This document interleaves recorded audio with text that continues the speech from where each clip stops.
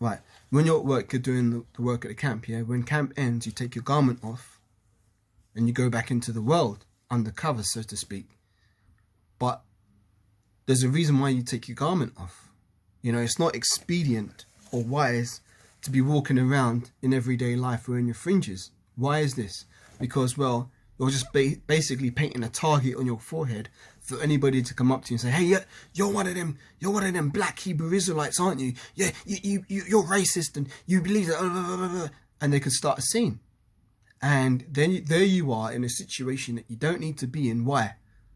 Because you didn't walk as wise as a serpent and harmless as a dove, knowing the fact that you're in the midst of your enemies, knowing the fact that you're surrounded by wolves who are looking to tear you to shreds. Have you ever seen what happens to a sheep when it gets caught by a wolf? I haven't seen what happens to a sheep when it gets caught by a wolf, but I've got a very active imagination, and I don't believe the wolf's just going to sit there and be like, hey, Mr. Sheep, let's play cards. You know, and he starts shuffling the cards and dealing them out. No, they're not going to play games. The wolf is there to tear the sheep to pieces and to get its meal on, you know, to put it like that.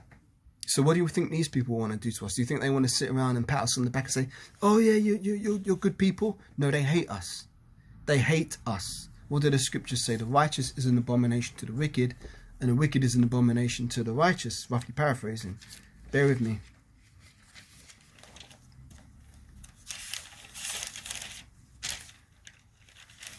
And let me get this one actually.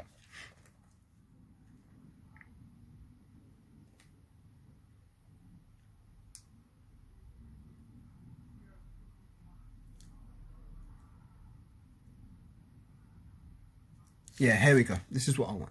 This is Revelation, the 22nd chapter, and Revelation 22:11. It says, he that is unjust, let him be unjust still. He which is filthy, let him be filthy still. And he that is righteous, let him be righteous still.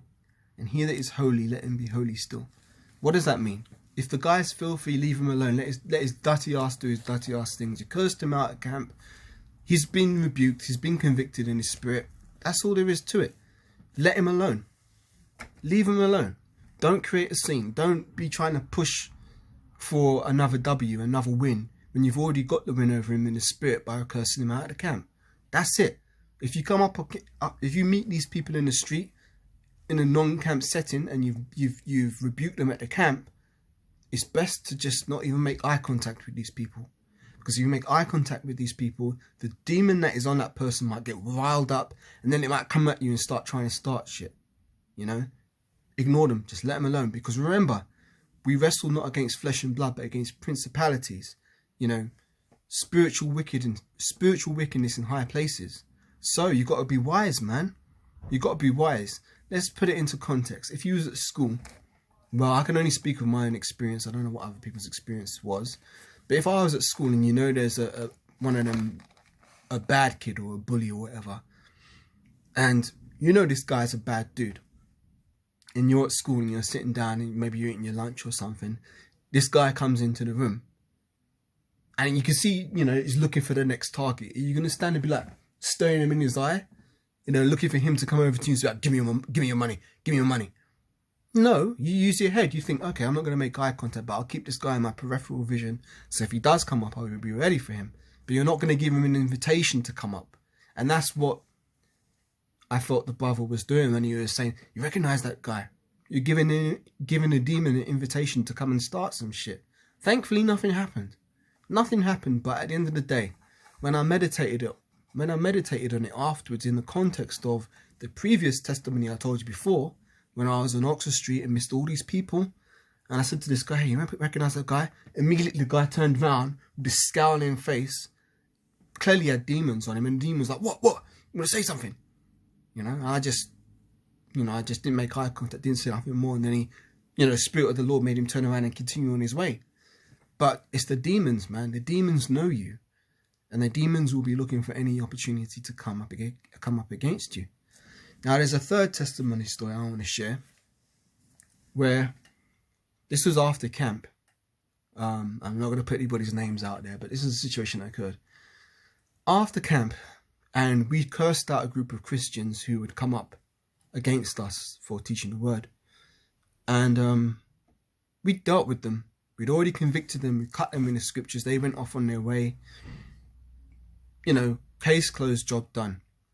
After we finished up the camp, we were heading to the tube station. And I noticed that some of those Christians that had come up previously to come up against the word were walking a few paces in front of us. And I thought, oh, okay, I'm going to slow down a bit because I don't want to get on the same train carriage as these guys, because if we get on the same train carriage as these guys, it might only create an opportunity for an argument to ensue, and then anything could happen.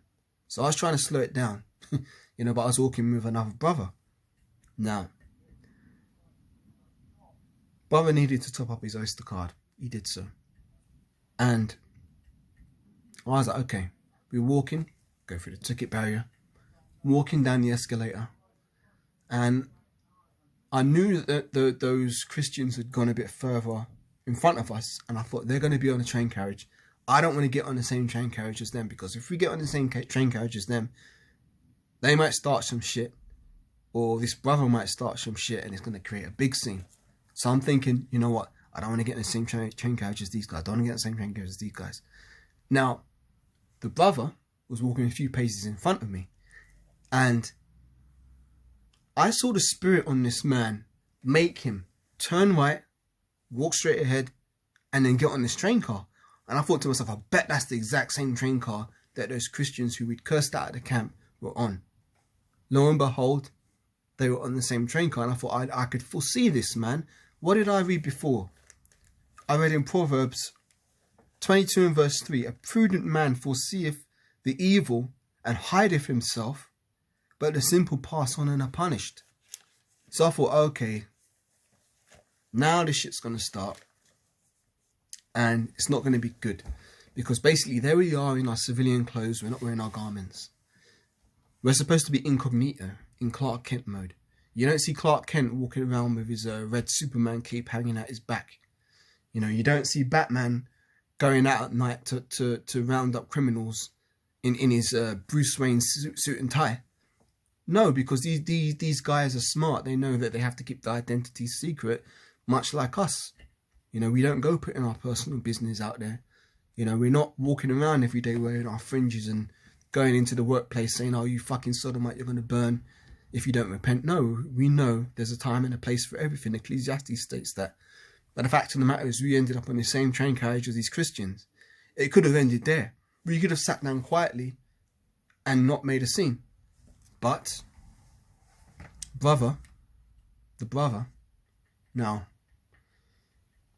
I should put this out there. The guy is a brother. He believes in the word, but he's not in GMS. He's just a guy who believes in his truth. He started saying, "Oh, you see them? You see them? There they are." And they were talking to some other woman, some Jake woman on the train.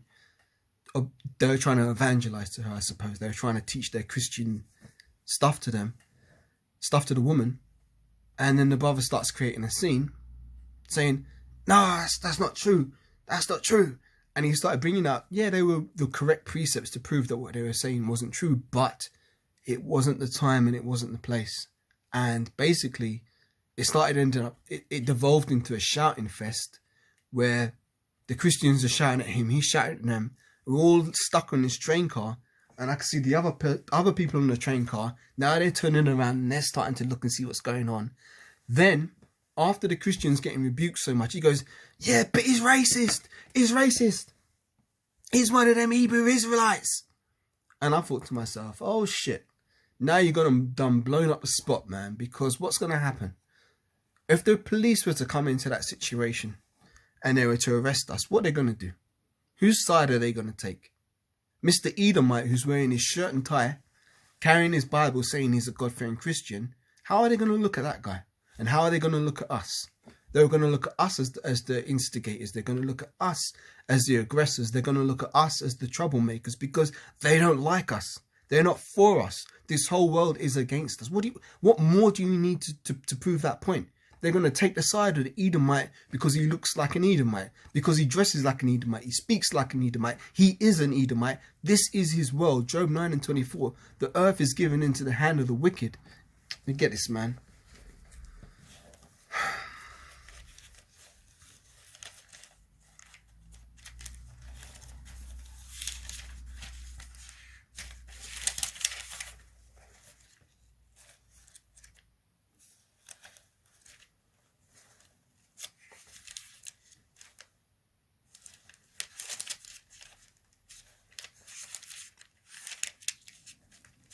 Book of Job chapter 9 and verse 24, it says, the earth is given into the hand of the wicked. He covereth the faces of the judges. If not, where and who is he? You know? Covering the faces of the judges. Where are the judges? You know, we're the ones who are supposed to be judging rightly. Now, this world judges everything wickedly. Everything that the scriptures say is supposed to be good, this world views as wicked. For example, sodomy is a sin that is an abomination in the sight of the Most High, but yet it's uplifted in this society. Why? Because the earth is given into the hand of the wicked. Everything that is perverse and against the scriptures, this world loves.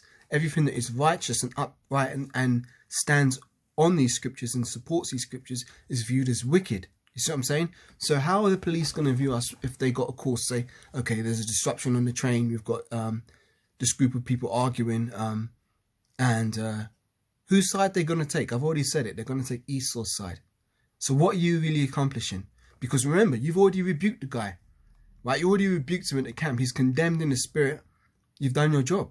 What more do you want? Do you think he's going to turn around all of a sudden and say, hey, well, okay, I was wrong. You know, now I believe, you know, Yahweh Hashem, Yahweh, you know, you guys are right. You got the real truth. Keep preaching, keep teaching. He's never going to do that. So what are you trying to gain? This is why in the world there's a saying, you got to pick your battles, man. You got to pick your battles, man. What is, you know, there's a saying, you know, is this the hill that you want to die on? You know, it's like in warfare, like Vietnam or whatever, you know, I watch these documentaries and stuff. The soldiers might be fighting for some little patch of land, which in the greater scheme of the overall war doesn't really hold much significance. So there they are in the trenches, shooting their machine guns, firing their mortars, trying to take this little insignificant piece of land, which is not going to change the outcome of the war. But yet these people are dying to take this little bit of land. This is why the saying goes, is this the hill you want to die on? Why are you fighting over something that's so small and insignificant in the grander scheme of things? Are you willing to put your life on the line for just that little win? For what? For what? It all comes down to pride. You know, the person wanted to feel in his spirit that he'd got one over on these Christians. And that's kind of like a childish mentality, man. And I was a bit disgusted when I saw this, and I thought to myself, I was a bit annoyed and incensed, if I'm honest, because something about me, I've always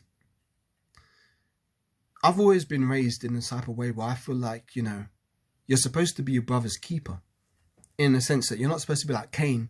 When Cain slew Abel, and the Most High asked him what happened, and he says, I don't know, am I my brother's keeper? Well, you're supposed to be your brother's keeper. So what you've got to remember is when you're putting yourself in danger, are you putting someone else in danger too? And this is something that comes with age and wisdom. You learn when you become older that, you know what, I'm not going to do something that's going to endanger me and endanger the life of my fellow brother. You're supposed to be looking out for their safety. At least that's how I feel. Maybe not everybody sees it the way I do, but that's how I feel. You're supposed to be looking out for one another because we're in the midst of our enemies. So if you're doing something and then the brother next to you ends up getting drawn into it, then you just put that brother in danger. Why would you want to put someone who's of the hopeful elect in danger? Why would you want to do that? For your pride? The scriptures say, only by pride cometh contention. Let me get it.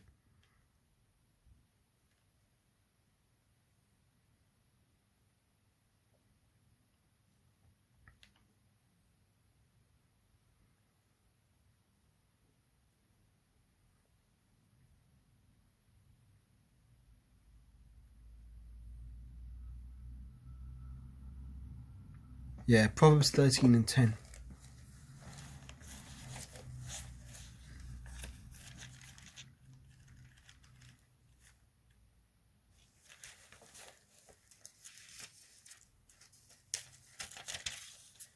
Proverbs 13:10, it says, only by pride cometh contention, but with the well advised is wisdom. So hopefully the people watching this video that can see what I'm trying to espouse, if that's the word to use in this context, is wisdom. I'm trying to share some wisdom, because I remember that time years ago. I mean, this was years ago, when I saw this guy and I nudged the brother. I wasn't even doing it in a mocking way. I just said, hey, do you remember that guy? Because he looked really bad, man. I was like, you remember that guy? Under my breath, you remember that guy? And the demon turned around. Like, what? You want to say something? And then it turned around and continued down the road. The demon recognized me, because, you know, the demons know who you are. So back in that situation where I was on the train and the brother was starting a scene with these Christians, and the Edomite guy literally shouted at his mouth, he's racist, he's one of them Hebrew Israelites. And the whole train turned around. Now the funny thing is I noticed in the spirit something was happening, because now we're supposed to wear our masks when we're on public transport, and I was wearing my mask. Yeah, the brother wasn't wearing no mask, and all of the Christian Edomites, because there was two of them, all of their energy was directed towards the brother who had, you know, gone up in there and started running his mouth.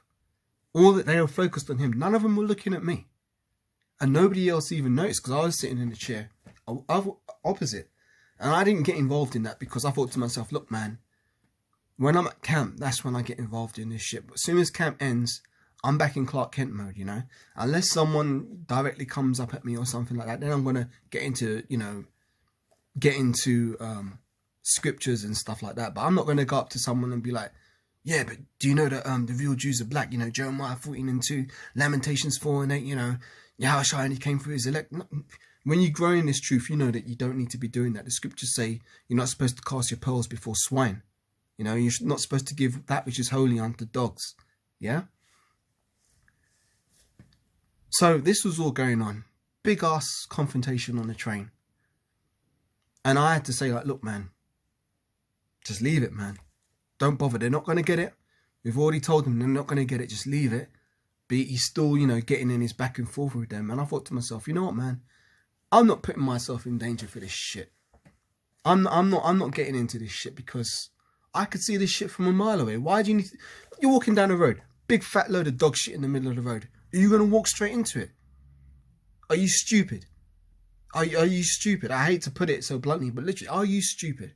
Are you not wise? You're not going to think to say, hey, you know what, man, some dog shit there. I'm across the road. I'm going to walk around it. You don't walk headlong into it, man. The scriptures said, be ye wise as serpents, harmless as doves. Yeah? So they're big back and forth on the train now. And this Edomite Christian's trump card was, he's a racist. He's one of them Hebrew Israelites. So that guy, basically, what Esau wanted was for everybody on this train to turn around and be like, oh, he's the villain. He's the racist. He's the racist. Because there's nothing worse in the society that you can be now than a racist. Look at it this way. This society is so fucking ass backwards that to be a racist is worse than being a sodomite. That shows you that the earth is given into the hands of the wicked, man. It shows how evil this place is. But the Edomite Christian wanted everybody in this train to turn around and side with him and project all of their hate, all of their negativity on this one guy, because he's one of them so-called Hebrew Israelites. Folly. Absolute folly. So you know what I did? I thought to myself, fuck this. This isn't the hill I'm going to die on. So I made it up in my mind, like, look, you know what? I'm not even going to ride this train out. I'm going to change trains and go a different way. Because I've got a choice. I saw this situation and I thought to myself, why get involved in it when you can see the outcome? Is it not wise to just turn around and walk away? Then that's what I did. I said to the brother, I said, look, man, they're not going to get it. Just leave them alone. And I said, this isn't wise. I just said, this whole thing, this type of behavior, it's not wise, man. It's not wise to be doing this. And I said that, and then he sort of, you know, calmed down a bit. But I thought to myself, fuck this, man. I'm changing trains. Because, what did I read before? Proverbs 22:3, is it?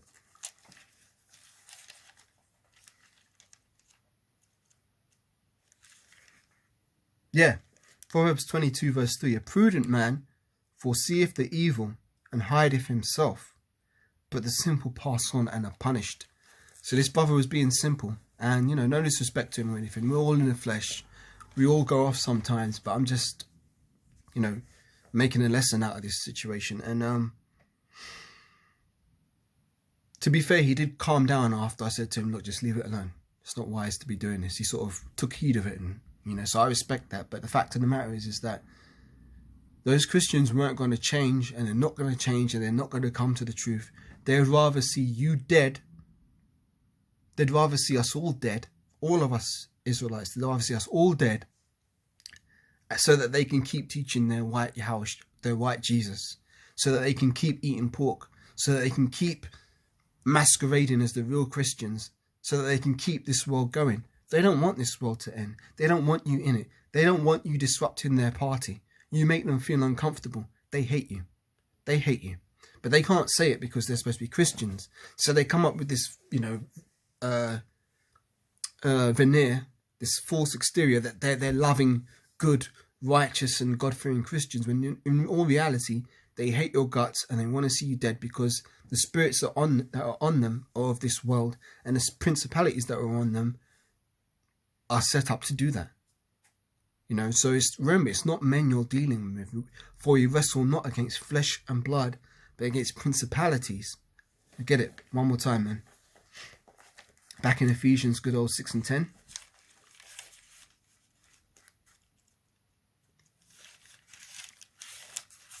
Ephesians 6 and 10. Finally, my brethren, be strong in the Lord and in the power of his might. Put on the whole armour of the Most High, that you may be able to stand against the wiles of the devil.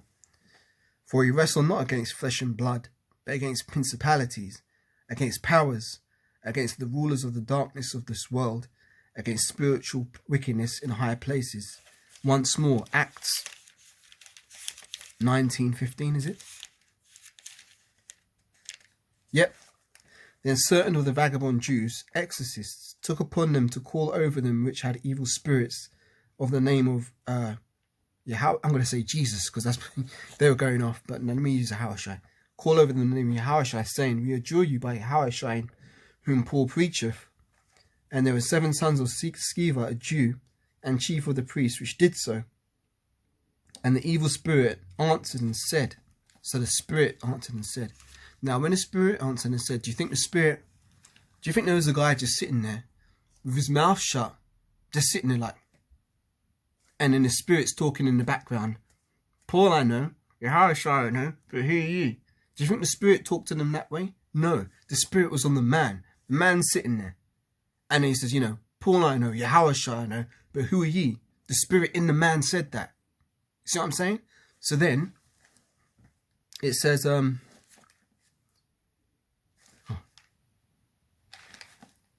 this evil spirit answered and said, Yahushua I know, Paul I know, but who are ye? And the man in whom the evil spirit was. I rest my case. I rest my case. It's all in the scriptures, man. And the man in whom the evil spirit was leapt on them. Now, you've got to use your imagination when you're reading these scriptures, man. It didn't say, and the man in whom the evil spirit was slowly got up on his feet, walked over towards them, and then hit him in the face, and then suplexed this guy and then threw the other guy out the window. It didn't say that. It said, and then the man in whom the evil spirit was leapt on them. Now, I'm going to use a real out there example. You know the film The Matrix, the first Matrix film, when Morpheus is first telling Neo what the Matrix is, and there's a scene where Neo has to go through the test where he has to jump from one building to another, and Morpheus jumps across, and then Neo is supposed to do the same kind of super jump across the building. Morpheus leapt from one building to another, yeah? The spirit in the man leapt on these men who are trying to use the name of Yahushua. So you got to use your imagination, like it's some super jump. Let's say the demon's just sitting there, and it just leapt on them like, or if you look in nature, like look at how when a lion's hunting its prey, the lion's gonna leap on its prey, man. So it says, And the man in whom the evil spirit was leapt on them and overcame them and prevailed against them, so that they fled out of that house naked and wounded. And this was known to all the Jews and Greeks dwelling in Ephesus, and fear fell on them all, and the name of Yahushua was magnified. So, the moral of the story, or the point of the lesson, is this: be wise as serpents and harmless as doves when you're out there. Because when you're at camp, you got the spirits of the Lord protecting you. When you leave the camp, if you're of the hopeful elect, Lord willing, that the spirits will still be protecting you. But you've got to remember that whoever perished being innocent. Is that Job 4 and 8? Let me see.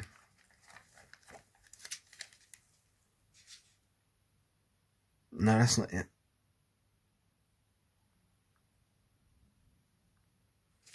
Let me get it.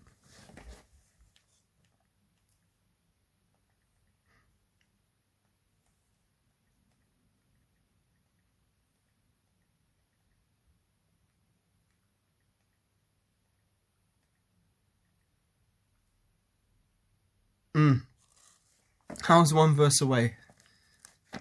Job 4 and 7. It says, remember, I pray thee, whoever perished being innocent, or where were the righteous cut off? People die every day. People die every minute of every hour of every day, I suppose. People are being born, people are died. There's a balance. There's a balance. What's to say that the Most High doesn't require your spirit this day, or the next day, or the day after that? You don't know. You don't know. No man is promised tomorrow, man. Just because you're in this truth, don't think that that's some sort of magical shield to protect you from anything, because Stephen got stoned. Was he of the elect? Yeah. He got stoned. Was it his fault? I don't know. Who knows what sins he did in that life or in his past, but the judgment was put forth that he had to be a martyr. The scriptures say that, oh man, let me get into Revelations.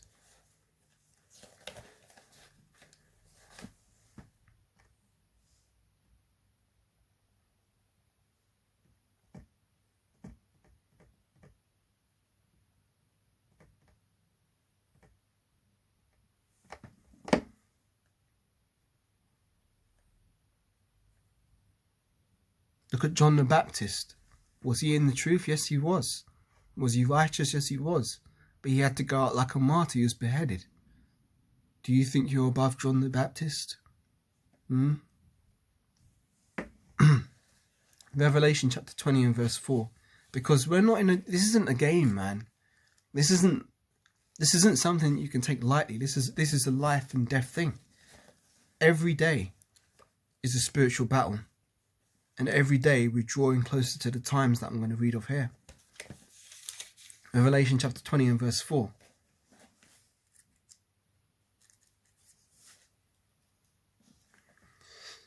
And I saw thrones, and they sat upon them, and judgment was given unto them.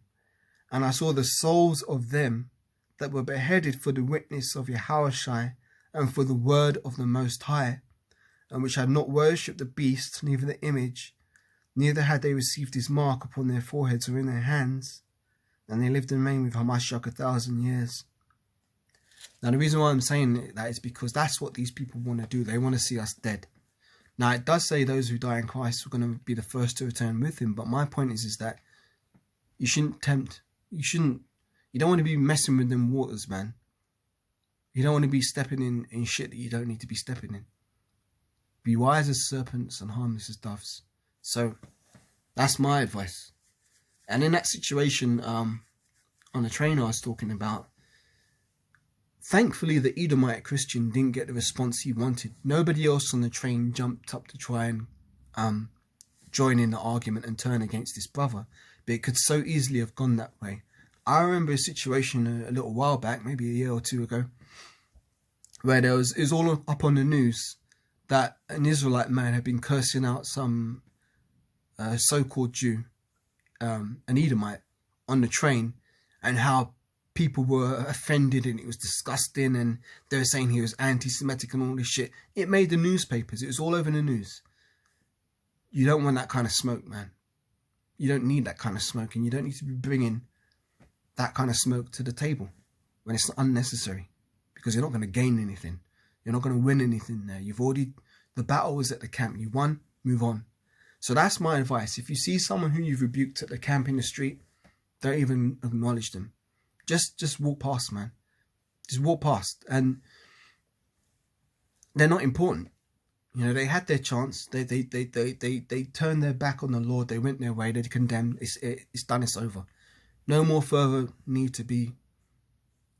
No more need to be getting up in that shit, because you're not going to win anything. They're just going to try and drag you into a carnal battle, and then they're going to try and throw mud on you and try and get the whole world to turn against you, and you don't need that.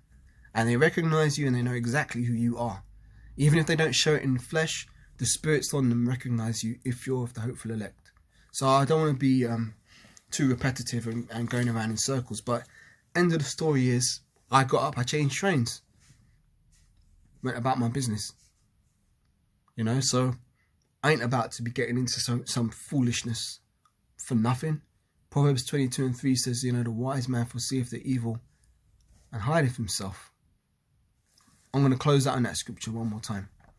Proverbs 22:3.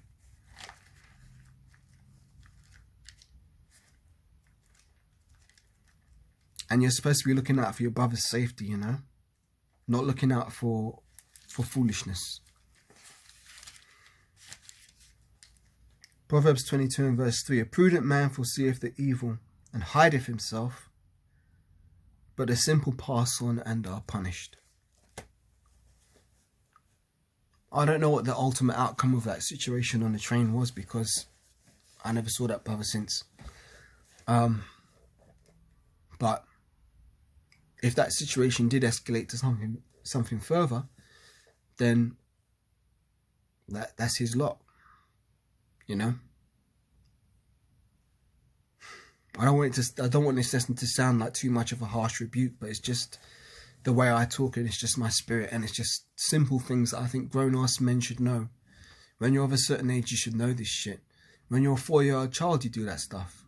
When you're a grown-ass man, you learn to be circumspect. You learn how to think to yourself, hey, you know what, man? If I do this action, what's going to be the counter-reaction to that? We're not living in a vacuum chamber where you're the only person in there and you can do whatever you want. It's got no consequence.